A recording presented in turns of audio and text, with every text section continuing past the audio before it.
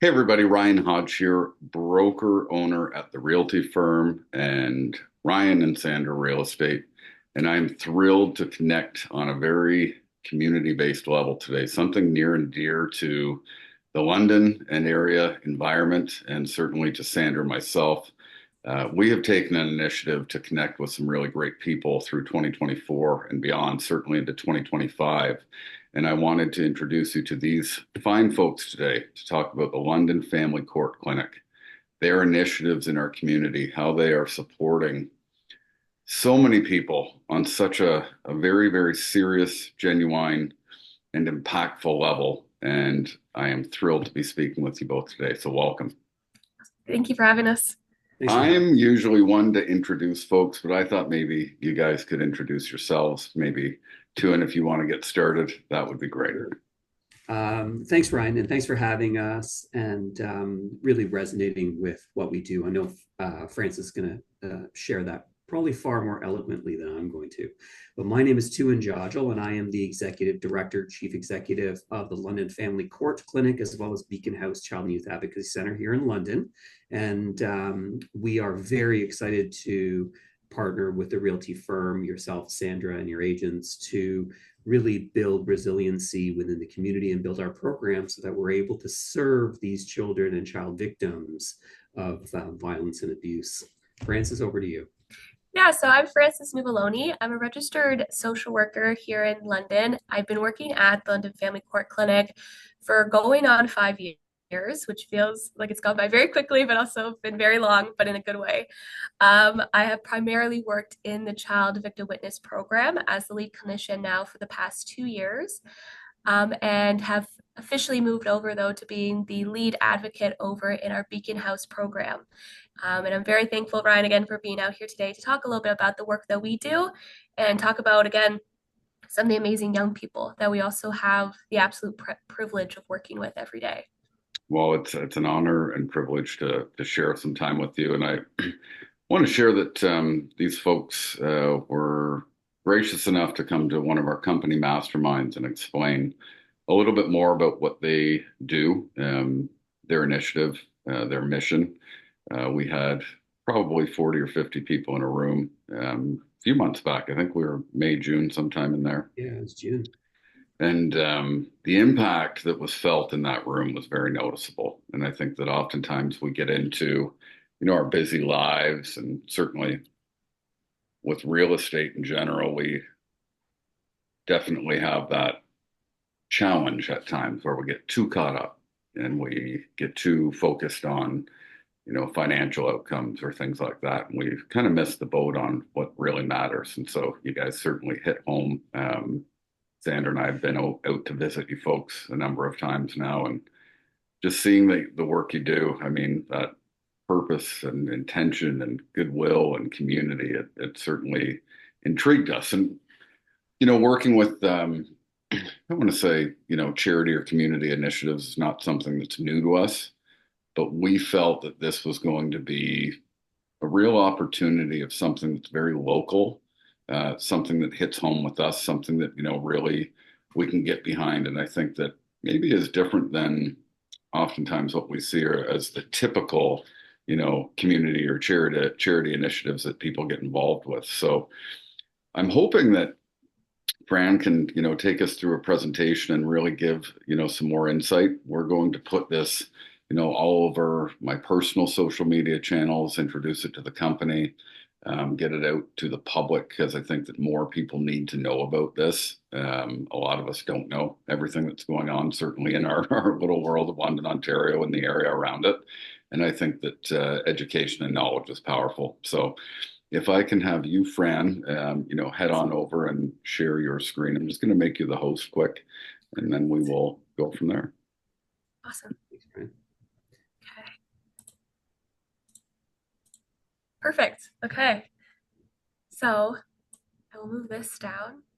So yeah, again, I've already introduced myself, but today I really want to dive really deep into what the London Family Court Clinic's mission and values are, and in particular, really talking about child, youth victims, and survivors of crime, which is often a very overlooked population in our London community and honestly across all of Canada.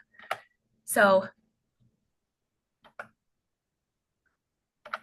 Oh my goodness, my patience sometimes. Let me go up.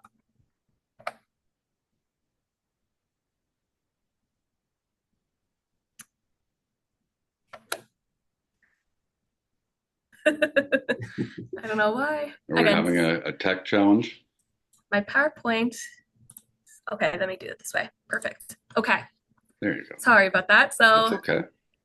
last year, more than about 250 children and youth were referred to the Child Victim Witness Program.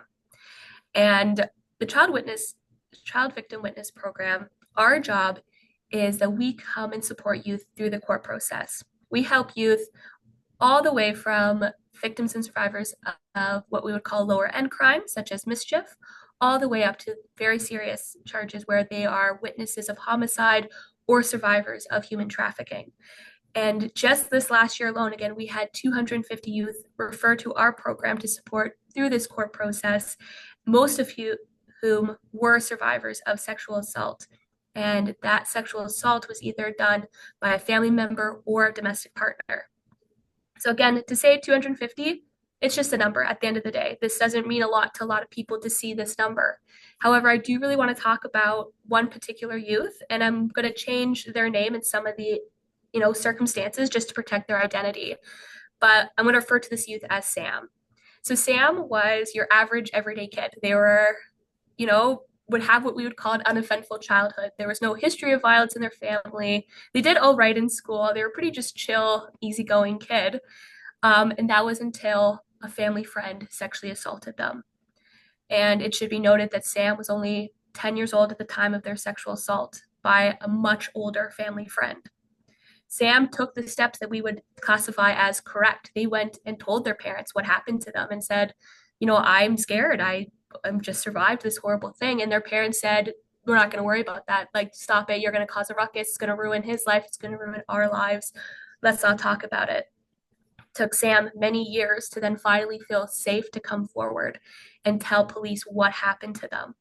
However, when Sam did that, they were kicked out of their home and from there faced homelessness, substance abuse issues, constant mental health crises because they did not have a support system in place until, again, they got connected with our program. Once we were able to reach out to Sam and get them connected, we were able to see Sam, one, as more than just a victim of sexual assault. Sam truly is the funniest kid I've ever met. They're great at Uno. They take everything at face value, but in the best way possible to be like, I know I have to take these steps. And again, it wasn't always easy. We fought to make sure that Sam got the supports they needed through the court process, but sometimes that's hard. And there are relapses, there are many things that come up, but throughout the whole time, we were there for Sam, helping them, educating them throughout the criminal court process. Which, for those who don't know much about our criminal court process in Canada, it's very overwhelming. As someone who even works within this system, there are times even I get overwhelmed with the knowledge, with the information, with the delays, terms like adjournment, beyond a reasonable doubt. All of that is a lot. And imagine going through that at 16. Imagine being a young person and having to be like, oh my gosh, like this is so much. So again, we were able to provide Sam with the education about criminal court. We were able to help Sam get connected to counseling within the London community, find housing, get them back on track with school.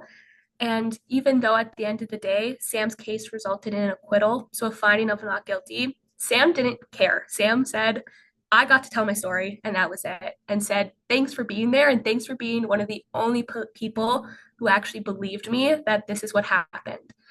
And that is powerful. And that to us is the defining factor that so many of these young people never feel believed. Again, we're not here to try to change the criminal justice system. We understand why it's set up the way it is. Obviously, people have to be innocent until proven guilty. It has to be beyond a reasonable doubt that someone is found guilty. However, young people don't have to go through this process alone. Again, when we think about this 250 number again, I want you to really think about that because that's 250 youth in London, Ontario. That's not across Canada. That's not, in Ontario. That's in our own backyards. These are our neighbors. These are our children. And again, of sexual assault. That is the most common crime we see day in and day out. It is classified as one of the most violent acts you can do upon someone, take away their sexual integrity. And that is happening. We work with children as young as 3 all the way up to 17, and that is what is happening. And it's easy for us not to think that this, is something that could affect us, right? Like, it's like, yeah, I come from a good family. I have great supports. My culture, I'm connected to all of these things. Crime is the one factor that does not care about race, does not care about socioeconomic status. It doesn't care who you are. Crime can happen to any person at any time. And it is something that we need to be mindful about. And it is something that, again, we need to take into consideration that there are so many young people who are alone in this experience. Because of this 250, how many more didn't come forward? How many more, like Sam, whose parents told them, no, you're going to cause issues, like, don't come forward, it's too much. Or how many just don't even know what to do. We hear a lot from survivors of human trafficking that they didn't even know that that's what trafficking was. They think it's like, Liam Neeson, and they're being, it's like this undercover, like, I'm going to come, it's criminal mind operations. Absolutely not. Human trafficking, again, can be your boyfriend saying to you, yeah, like, you do this, like, it's pretty easy. Like, you're going to make some good money. And all of a sudden they're caught up in something and have nowhere to turn. And again, that is continuing to happen in our London community. And maybe, again, a more shocking number is just this past February, we had 50 new referrals come in to our program. Again, 50 in 1 month. The crime rates in London, we hear about this all the time on the news, are rising. We need to be more mindful of the fact that there is so much crime happening to our young people. But again, understanding that they are more than just victims and survivors of crime. As I said, Sam is a really cool kid. And Sam is also not a unique kid in the sense that they have all these interests. That, again, they are a victim of their own circumstance. And again, by seeing this youth as well as more than just a number, as more than just a survivor of a crime, we also are how we're also better able to help our young people in our London community. Fran, if I may say one thing, I'd also like people to resonate a little bit with the age range that you gave. These are 3-year-old children. Yeah. 4, 5, 6. You say those numbers, count from 3 to 17 in your head, and how many of those children that you walk by on a daily basis. And that's what people need to understand. It's not your 25-year-old, although it does happen. Let's not be naive about that. We are talking about innocent victims, our most vulnerable citizens who are 3 and 4 years old. This is happening to. So it's important for people to hear that. And I often tell people, count those numbers in your head, say those ages to yourself. And that's what you're walking by on a daily basis. And those are the people that Fran and our team here are seeing. And I'm sorry to interrupt, Fran, but I did want people to understand that as well. Oh, and thank you for that, Tuhin, because it's correct, right? And I think sometimes when you think of a 3-year-old, like, that is very young. Like, I don't know how many people out there have 3-year-olds in their lives or have ever encountered a 3-year-old, but, to picture that they've experienced some of the worst crimes is, again, heart-wrenching. Again, they are witnesses of homicide. They are survivors of sexual assault. They are survivors of parental physical assault. Or even, again, our 17-year-olds. And, it is heartbreaking to, again, think that these are children. Again, imagine yourself at 17, 16, 5, 4, 3, and now imagine going through this process, and sometimes going through this process alone, without a parent, without parental support. And that, again, I want to stress is why we are here. Our program is, again, we know that we can't go back in time and erase what happened to these young people. As much as I wish I could build a time machine and I could just go back and fix everything, we can't. I often actually even joke with my kids, I wish I was a mind reader so I would know absolutely everything that was going on in their heads to better help them. But again, we can't go back and do that. But what we can do is that we can give them a foundation to move beyond the criminal justice system, which is exactly what London Family Court Clinic's mission is. We know that people coming to us are at a very critical time. We deal with youth who are justice involved in every aspect, whether they themselves are young offenders, which, again, is very common that we see in my program with Ukraine with victims of crime, we often do see that these youth do also go out and commit crimes themselves, sometimes out of necessity to stay alive, but hurt people hurt people. That is a very real thing we see in action happening. So again, we want to give them the tools to move towards resiliency and to, again, excuse me, move beyond the criminal justice system. And my program, again, as I said, is that we give these youth the tools. They come to us at the stage of going through criminal court, and we help them through education. We explain to them the supports that exist. Some of those supports being, the use of CCTV, that they won't have to testify in front of the person who hurt them. We also have officially relaunched our facility dog program. NSD Virgil has been an integral part of the team. Yes, the thumbs up from Tuhin. Exactly. He is the most loved member of our team, and he's also the busiest member of our team. And youth again have reflected feeling less shaky. They've reflected that just even matching their breathing to his breathing helps to kind of slow this down and make this process a little bit easier when, again, we're asking them to talk about what happened to them. What is most likely the worst thing that they've had to experience. We also, again, recognize that even coming in at the criminal court part was not enough. We wanted to get to youth as soon as allegations are coming forward. So at the point of what we would call disclosure, or probably what people more commonly would think of when you go to police to talk about what happened. So with the launching of the Beacon House Child and Youth Advocacy Center, we are now meeting families very soon in that process. We are getting connected with youth when they come in to talk to police about what happened. In the past, youth would have to go to the police station. And I don't know how many people have been to the police station either to get a vulnerable sectors check or to do what, but it is not the most calming, most trauma-informed space. And again, sometimes these buildings are designed that way, right? To be intimidating, but they shouldn't be intimidating to victims and survivors of crime. So by this move towards having young people come to Beacon House, which is again located in our London Family Court Clinic, they are coming to a space that is already designed to be trauma-informed. They're meeting with an advocate, myself, right away. Again, a social worker who can help them. I'm not a police officer. I'm not going to talk to them about what happened, but at least help them maybe deal with some of the additional emotions they might be feeling, help process, and again, validate that this is a really brave and scary thing they're doing, and that they should be very proud of themselves. And regardless of what happens, knowing that you coming forward, that this is always enough. And we say that throughout this whole process. It's not about winning the case. It's not about, oh yeah, we got another guy off the street. If that was the mantra that we took, that we are doing a bad job for our youth and we are not helping them actually. The mantra should always be, back to our mission, was that we are giving them the tools to move beyond this. That we are, again, helping them understand that, what's happened to them was not okay, but they are going to be okay because, again, we're helping, surround them with supports. So the other part that, again, a lot of people always ask is that what can we also do to help? How can I help a young person who might be a victim of crime or who I suspect might be victimized? And your role can be just what our role is. Again, we educate, advocate, and support. This is things that everyone in the community can do as well. Educate yourself to what is happening. As I said at the start, by being aware that this is what's happening, that's how you, again, can help young people. It's easy to remain ignorant. It is easy, again, to think, now, like this stuff happens in the States, because that's where we mostly get our news outlets from. It's easy to think as well. It's like, no one would ever do that to a 3-year-old. Like, that's ridiculous. It happens every day. So by being educated, that, and just having that awareness is, again, helping you to move towards being a more informed community. You can also advocate.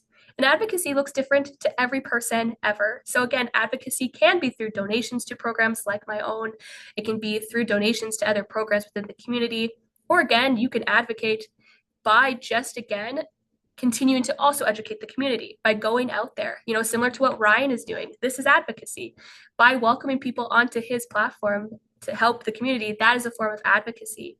And I think that is something that sometimes that word tends to scare people because they don't really understand what it means. But again, being an advocate truly just means that you are lending a hand to others and boosting them up. And that is, again, what we want to see happen. As I reflected a little bit before, again, like there's not a lot that exists for victims and survivors of crime. We're actually one of the few agencies that really do specialize specifically in victims and survivors of crime. So again, a part of our advocacy is really trying to get out there and tell more people about our agency. Because again, I've often heard from people say, "What's the London Family Court Clinic? I don't know. I never heard of that. Like, what are you guys, like a doctor's office for lawyers? Like, what is that?" No, again, we are here to again support victims and survivors of crime, and as well as any youth involved, youth justice involved youth. That was a very convoluted way of saying that. But again, so advocacy really is again going out there, lending a hand, using your platforms, using your voice to speak for young people and support. Again, if you ever suspect a youth is being abused, if you suspect a youth has been victimized, you can be that person to support them. You know, there's nothing wrong with calling the police. There's nothing wrong with calling CAS. In fact, we encourage that. If you suspect a youth has been victimized, please reach out to those emergency services. And you can also support a youth just by being that kind person that someone can come to. It can feel really scary when a youth tells you this is happening. I don't want to invalidate that emotion either.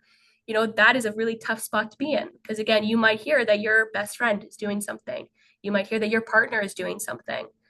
Listen to that youth, support that youth, call the correct people, and leave it up to the people whose jobs are, again, to investigate and ensure safety. I know that's a really scary task. All of this is scary. Educating yourself, advocating, supporting a youth, that's all scary. But that's what our London community needs to do. We need to do better by our young people. We need to do better by victims and survivors of crime, regardless of age. So let's do that. And we as a London community can do that. And again, yeah, go ahead, Tuhin. Sorry, Francis. But it's also true, when you talk about education and advocacy, that people can also call us and say, I don't know what to do. What steps do I need to take because I suspect X, or I know someone who is Y. What do I do next? And that's part of our mandate too, is to help educate the public. Ryan, when you and I first talked about the court clinic and about Beacon House, one of the things you said was, well, how? Why? Mm-hmm. What? And it's that level of curiosity that helps spark dialogue as well. And that's what we want to impart and educate people on is let's be curious. Because oftentimes when a child is victimized, they've suffered some form of trauma, however you want to frame that, you have to remember that trust begins to erode with that child and those adults. So we have to be careful in how we approach and the conversation that we have. And if you don't know how to broach that conversation in a manner that we call trauma informed or creating a safe space, give us a call, send us an email to our info address, and we can then have that conversation with you about what to do next. So it's very important that we have that wraparound sense of community to say, not only how do we help these children, but how do we help the adults who are trying to advocate do those things in the right way so we're not re-victimizing individuals as well. Got it. That's go ahead, Fran. I was going to say, and I think too, in using the word wraparound, that's exactly correct. And that was why, again, the idea of Beacon House Child Youth Advocacy Center came to be. Because again, we were recognizing that there were kind of these weird gaps in services, these weird kind of moments where youth would go to disclose to police and then kind of fall off for a minute and then get reconnected to us again. And during that fall off period, that there's a lot that can happen, even with it, if it's within a couple weeks, couple months. Again, investigations can really vary in terms of length. So that is what we want to do, is wrap around families and really, again, provide everyone in a family with the supports, especially if parents are supportive of their youth. We want to help them continue to be supported. And again, I exactly agree with Tuhin. Again, if people are struggling with these things, there's nothing wrong with reaching out. And we can help with those conversations. We can help people understand that, while again, it might feel like really scary and a very intense situation, again, there is always a way that you can move beyond the criminal justice system, build those resiliency blocks. And again, actually at the end of the day, help youth who need your help. I just had a question out of curiosity, and I'm surprised that I may not have ever asked this before in our, multiple times together, but is there a connectivity with the school system? Like I guess I hadn't heard about this in the school system before, and I would think that I would have, whether it was information that was going out to parents and adults or to kids, I don't know, and I don't want to be ignorant to, I guess, the facts, but I am curious if there's connection there. Yeah, no, it's a fantastic question. And honestly, thank you for it. So I will say within London Family Court Clinic, the school board is more connected when it comes to our youth justice pieces. Again, you know, our process is much more built towards rehabilitation for young offenders, but there is some of that missing when it comes to victims and survivors of crime. So we Mhm. are trying to move towards building better connections with the school board. I've had great conversations with school social workers about, okay, yeah, we have a youth here who has been victimized. How can we also support them at school? What are some of the conversations that we can also have with them? So that way, if we're doing a common thing I hear is sex ed at school, and that tends really to, again, upset a lot of victims and survivors of crime because again, as we reflected, most of these crimes are sexual based. So again, by kind of maybe having these conversations about, what's a way that maybe we can excuse the youth for those lessons without one, making them seem like, the weirdo who just can't be in that room, right? Again, a Mm. very trauma informed approach, but again, also a very youth specific approach. Some youth, again, need a bit more of a different approach. So by we're starting more and more to connect with the school board, to have these conversations.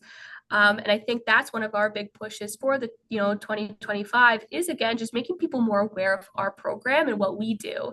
So that way again we can continue to have better wraparound. Why we aren't just focused on court process, being more focused again on how we can help the youth while they're in the community as well, with other services, with other supports as well. That's fantastic. Yeah, I think that, again, that knowledge and awareness piece is just really what we look to support in, and um, just amazing as a father of three. And, I've gotten to hear, some of these stories and cases, confidentiality, obviously, um, just hits home in such a profound way. So Yeah. kudos to you. How long has your organization been in existence? We've been in existence for 50 years. So 50 we're actually, years. yes, celebrating our 50th anniversary on October 10th, which is be Yes. very exciting, which is wild because that's almost double my age. So Thank you, Fran, for Yeah, that. I'm right there with you, Tuhin. You just aged me as well, Fran. And yeah, we're so happy. We're so proud to have been in existence for 50 years. And we always, say things like here's to 50 more. And we really can't wait. And one of the things, Ryan, that you talked about a little bit earlier before you asked your question was, you said, knowledge is power. And one of the things, let's go a little bit further. Knowledge is power, but let's also talk about how we execute on that knowledge, because that's where really the power comes from, is creating action when we know. So, we like to say things like when we know more, we can do more. And that's what we really talk about, is that how do we align our desire to help, and how do we take those and turn them into behaviors? It's that old phrase of how do you align action with intention? Yes, yes. And that's what we really like to focus on, because we are action oriented. It's what we do.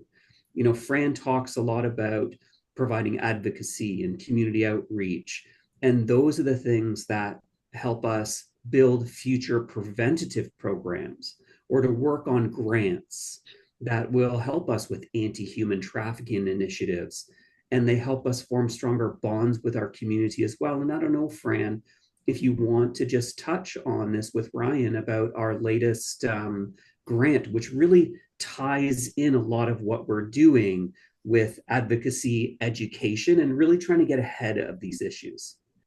yeah, thank you, Drew. And I will definitely talk about that. So within a few weeks, we are launching what we're calling Rise and Thrive Empowerment Essentials. And what this program, it's a 7-week psychoeducational group for youth who, again, want to have more tools that, again, might help them move beyond, again, the ideas of the ideas of like potentially being trafficked. So ideas such as surrounding consent, healthy boundaries, mindful social media use, and again, a deep dive into what human trafficking can really look like. This group is, again, there's not really a criteria of like the perfect candidate because, as we all know, like anyone can be trafficked. Regardless of your ethnicity, regardless of your past, regardless of your gender, anyone could be a victim and survivor of human trafficking. So this is a program that, again, we're very excited about. We've been working on this for probably about 6 months, and we have been working on it with CAS, London Police, YOU, to really build a program that we feel will address the topics that youth are often just never taught. I had one time a youth say to me, I didn't even know what consent was, really. And that is kind of a shocking statement because, so often sex education in schools maybe doesn't focus on those topics that really are important. Like, what does it mean to actually provide consent? What does it mean to actually be in a healthy relationship? And what does communication look like? And especially with the increase of social media playing a part in how traffickers find victims, that, again, is something we really want to, again, educate youth on. We're not scary. It's not a scare tactic. It's also not a judgmental tactic. I don't think any of us are naive to the fact that a lot of our youth sometimes engage in behaviors that are, again, what we would classify as like risky behaviors. Because, again, when you're young, you're experimenting, you're trying to find, who you are. And sometimes that experimentation, though, can go a bit far and can result in youth getting caught up in very scary situations. So, again, what we're doing with this program is, again, just giving them the tools, that education to be like, oh, maybe before I send this picture, consider like what this might mean. Who, again, has access to this? Things live online forever. Or, again, if you're going to enter into a relationship with someone, maybe look out for what do you really want in a relationship. Is it someone who, again, is going to maybe not be very nice to you and they're gonna be very verbally controlling and abusive? Or, again, do you want someone who would have, again, good communication and respect your boundaries? And again, as I said, there'll be 2 weeks that are really dedicated to, again, looking at human trafficking, things that, people need to be mindful of when, if they're going into meeting people and, things that people might say or what it might look like. Because, again, there's such a misconception to this day with what that looks like. So many people, again, as I said earlier, think it's the big scary movie, smuggling, taking you over the border. Right. And usually it, again, is your boyfriend, it is your family friend, it's your dad, it's your, uncle. And so giving youth these tools, again, not to scare them, but again, just to educate them is something that we're very excited about. And again, this is from, the Ministry of the Attorney General has provided this funding. And, across Ontario, again, we're seeing more of a move towards, giving youth the tools, more of this preventative effort to maybe, again, help, before it happens, maybe coming in. Is the Rise and Thrive program live? Is it via Zoom? Is it a course? Can you Yes, of course. So it will be in person and it will be, as I said, be 7 weeks. So we're hoping to run it at least twice, starting again end of October. October 23rd is what we're hoping for as our launch date. And so, yeah, it will be an in-person and the ages are 12 to 18. Okay. And yeah, and I was about to go with that. Yeah, so 12 to 18 in person. There'll be also good snacks. We have also a lot of activities. The facilitators, again, one will be myself as well as one of my coworkers will be facilitating each week. And again, as I said, like each week has the specific topics, but we also really want to also dive into looking at like self-esteem and maybe also building some mindfulness, again, continuing to build people's toolboxes and how to help themselves. And again, just again, to give you some of these things that they often learn too late, that they often, again, it's not until they become criminally involved, whether it's as a youth accused or as a victim and survivor, that then they're learning these things. Want to maybe do that before any of that happens. Most definitely. And information on that is on the website? It will be on the website soon. Okay. So once it is, we will flag that to you. And again, we'll also be sharing it on our socials. And again, reaching out to our great community partners that we've been really building great relationships with to again fully officially launch it out. But yes, this is kind of like the sneak peek inside Wonderful. scoop. Wonderful. I have some kids that I think would benefit from that already. So Yeah, awesome. that's really great to hear. What's in store for 2025? Lots of wonderful things that are in store for the Court Clinic, for 2025. We're looking at, like Fran said, building up our community advocacy resources, also making more connections with our community stakeholders such as CAS, YOU, and really talking and building stronger programs. We are also building new connections with King's College, with Fanshawe and their social work and their child and youth education programs, and educating their students and really being a training ground for new individuals who are coming up in these programs who want to enter this type of work. The wonderful thing about the Family Court Clinic is that we have our reputation actually walks in the room before we do. We've always had a very strong reputation within the community as a training ground for psychologists, master's level clinicians, registered social workers, registered psychotherapists. So really what we're trying to do is continue to build on those really strong education training ground pieces for us, educate new people coming in and building stronger relationships with the community. And Ryan, they've started with individuals like yourself and your organization, the Realty Firm, where people begin to really resonate with what we're doing. Mm-hmm. And it's really for us is continuing to drive our mission in the midst of significant change, where there's funding realignments and there's program realignments and new quality standard frameworks for the province. We remain steadfast in our mission, and that is to build resiliency for children, youth, and families who are pre, during, and beyond the justice system. So I think for us, it is really getting our feet grounded, building who we are and why we do the work that we do, and letting the community know that we are here and that this is happening in your backyards.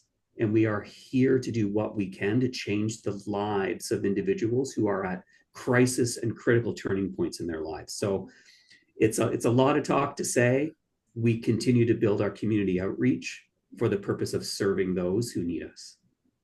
Well, I appreciate that. And I know that this mission is just going to get better and better with folks like you behind it. So one, it's an honor to know you. It's an honor to get involved. I'm grateful that we've connected on this level. We're going to post all of the links that, people can find out a little bit more on our channels once this goes live, which should be probably into this week or early next. Certainly want to get this to our membership at the Realty Firm, and the Realty Firm is taking an initiative to have our members get involved in the sense of looking at the different ways that they can not only be advocates, like we talked about, but also to support in terms of some of the initiatives that we have with, portion of commission or getting involved in our own event that we've discussed. So more details will be launched to the company in that regard. Is there a specific link or a place that you can send me to that I can post for, maybe people that are in the real estate community or people that are on my social media that, can go and support in the form of, donation or, what's the best way for people to, do something? And I know that right now, obviously the real estate, environment is not as good as it was a couple of years ago. And we know that the economy is certainly not great. As a person involved in real estate and seeing what's going on in the economy, I know that a lot of people, sometimes they think, I don't have enough to give right now based on the current environment with our economy. But I also know that, a little bit can go a long way, especially when you start to bring in, people in the masses. And that's really what we look to do, is have a mass impact. Yes. So where can people look to go if they just want to support, whether it's, a little bit or a lot? Well, thank you for the question. And there's different ways. And Fran, I'll let you add on to this as well. They can contact us directly, or they can go to the website and just click the donate button. And then they can, donate how they wish to. And, like you said, it is important to note that sometimes people can't give a lot, or sometimes they can't, give monetarily. Obviously, I'm not going to be silly and say monetary is always the best way, because then we can drive 100% of that directly into program development, goes directly to helping these youth victim survivors. But there are other ways that people can support. We look at volunteerism. We look at every sort of holiday season, we do clothing drives where we do socks, toques, hats, where people can give. We try not to do toys because, we find that clothing and food goes a little bit further. Toys are great. Let's not lie. Even as an adult, a nice toy doesn't always puts a smile on my face. But it's really important for people to know that there are different ways. So they can go directly to our website, click donate. They can click on the QR code that we usually post. They can contact us directly and say, I want to get involved. How do I do that? And we can provide them with information as well. And Fran, I'll let you do, because Fran is always very active in a lot of our clothing, et cetera, drives. So Fran, I'll let you speak about that. Yeah, no, thank you, Tuhin. And again, as you probably can see on the screen as well, these are our social medias, and those also have direct links to, either providing funding directly for the London Family Court Clinic, donations for that, or again, donations for our NSD virtual program, which again is basically purely a, donation-driven program that we have here. And it is true, we often work with so many families. I don't know, this might be again something that unless you're a social work nerd, you don't know, but Maslow's pyramid of basic needs is something. So, at the bottom of that, you need to have your basic needs met until you can have, self-actualization. Mm-hmm. So meaning, again, if you don't have food, if you don't have clothes, how do we expect people to succeed, to move beyond the criminal justice system, to again, actively take part in counseling? You really can't. So it is true. Food goes a long way, whether that's gift cards to grocery stores, whether that is non-perishable items. Truly, I will say at the end of the day, we really don't say no to anything. Again, I agree with Tuhin. We don't need any more toys. But however, those items are really thankful. Or again, we often have youth who go to court and they don't bring lunch with them. So even, gift cards to different food places that are downtown in our downtown core is also appreciated. Or again, I think the best that Tuhin said is volunteerism, giving your time. Or again, just giving your interest. If you just want to have a call with me to say, hey, I want to know a little bit more about what these victims and survivors go through, give us a call. I am more than willing to talk to people because, again, I am very passionate about people recognizing, this is a population that even before I started working here, I'll be honest, I really didn't know that much about, that I also was like, oh, like kids, like this doesn't happen to that many kids, I'm sure. And then again, working in it, you see it. And so again, like, I don't want to be the boogeyman. I'm not here to, again, to scare people and say, this is what's happening. But it is, again, like, by donating your time, by giving genuine interest, that again is also how you can help these initiatives grow. And again, by you continuing to go out, sharing our socials, by telling your friends, your coworkers, hey, like London Family Court Clinic, they need some food, they need some gift cards to some places. Like let's donate some stuff. Mm-hmm. It's always fabulous, and we've even had families who have given back. I've had families who've donated books in the past, who've given us food, who've given their clothes, like, and again, I think that's a really beautiful moment when you see, people who've also been through this saying, I also want to give back. Yeah. Which has been really amazing. And I will say, actually, yeah, go ahead, Tuhin. Sorry, Fran. It's the digital thing but that also speaks to the quality of service that those individuals are receiving. Is when they receive something that really deeply affects them, they recognize, oh, how do I give back? Like this was really great experience for me. And we get commentary that when they come into our space, how good they feel. Because they're not going down to the police station and giving a statement. They're coming to us and giving it here. And Ryan, you've seen the space. Oh, yes. Fantastic. It's welcoming. And we thank the muralists who painted those paintings for us. But, when we talk about giving back, we do talk about time. But we've made, I'm just going to call them wellness bags, where we put things in. And Ryan, this may shock you. a toothbrush, a comb, dental floss, a small thing of toothpaste for individuals because sometimes they don't have those common sundry items in their home. So, if there's a dentist out there listening to this, you know, give us a call. We would love to speak to you about how you can give back to your community in different ways. So it's those little things that oftentimes people don't even think about. When we say, hey, can you donate some dental floss? People are like, dental floss? What are you talking about? Why do you need dental floss? Well, sometimes our victims, they don't have proper dental hygiene. Right. And when you go to court, it's nice to feel a little bit fresh, a new set of clothes or a little suit jacket for a young boy to wear. It's those little things that people don't actually think about. And it goes back to your question about that. What's the knowledge? Well, these are the things maybe people just don't know. Give us a call, go to the socials, send us private messages, and just ask us, how can I do more? And it's not for everybody. It's not going to be for everyone. But if you're the type of individual who sees a child and recognizes that a child needs help, if you're an individual who says, yes, let me find a way, then it's for you. If you're a person who does not want to see a child victim be re-victimized, this is for you and your opportunity to help that child get a better tomorrow. That's fantastic. And we are all in. So all in on this initiative.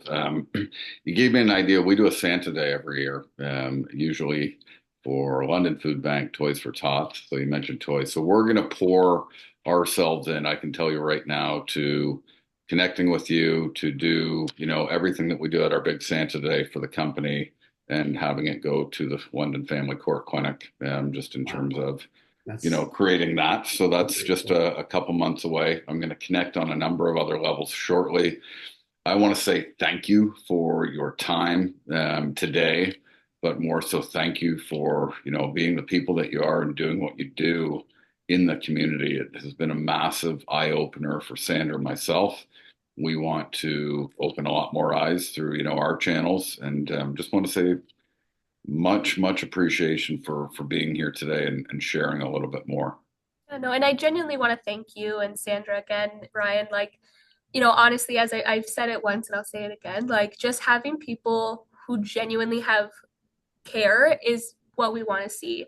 Because so often, again, these young people are just re-victimized by our system again and again. And it's just this understanding that people just don't get it or just don't believe them. And sometimes all a young person needs is just someone saying, I believe you.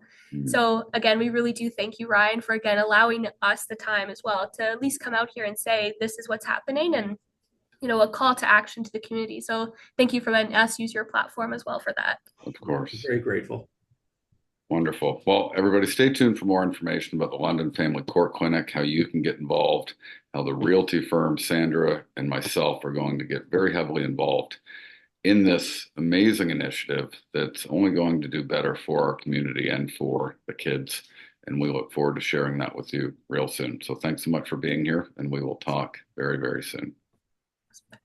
Thank you.